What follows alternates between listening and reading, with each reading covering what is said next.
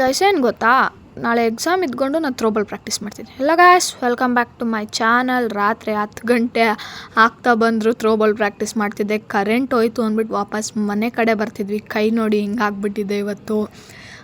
Full ಮಣ್ಣಲ್ಲೇ ಆಡ್ತಾ ಇದ್ದಿದ್ದಲ್ಲ, so full ಕೆಂಪಗಾಗ್ಬಿಟ್ಟಿತ್ತು.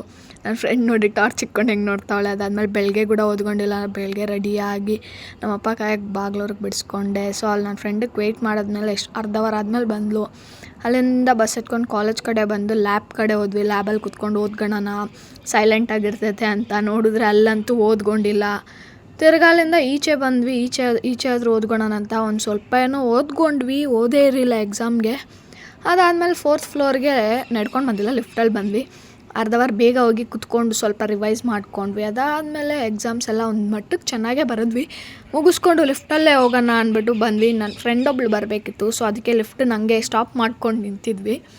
ಅದಾದಮೇಲೆ ಅವಳು ಬಂದಳು. ಸೊ ಅಲ್ಲಿಂದ ವಾಪಸ್ ನಾವು ಕೆಳಗಡೆ ಬಂದ್ವಿ. ಸೊ ಅಲ್ಲಿಂದ ನನ್ನ ಫ್ರೆಂಡ್ಸ್ಗೆಲ್ಲ ಬಾಯ್ ಹೇಳಿ ತಿರುಗಿ ನಾನು ವಾಪಸ್ ಬಸ್ ಸ್ಟಾಪ್ ಕಡೆ ಬಂದೆ. ಸೊ ಬಸ್ ಸ್ಟಾಪ್ ಹೋಗ್ತಿದ್ದಂಗೆ ಬಸ್ ಸಿಕ್ತು. ಸೊ ಅಲ್ಲಿಂದ ಬಾಗ್ಲೂರಿಗೆ ಬಂದೆ. ಬಾಗ್ಲೂರಿಗೆ ಬಂದಮೇಲೆ ಮನೆ ಕಡೆ ಬಂದು ಡ್ರೆಸ್ ಚೇಂಜ್ ಮಾಡ್ಕೊಂಡು ತಿರ್ಗಾ ಬಾಗ್ಲೂರಿಗೆ ಬಂದೆ. ಸ್ವಲ್ಪ ಏನೋ ಐಟಮ್ ತೊಗೋಬೇಕಿತ್ತು ಅಂದ್ಬಿಟ್ಟು ತೊಗೊಂಡೆ ಅಷ್ಟೇ.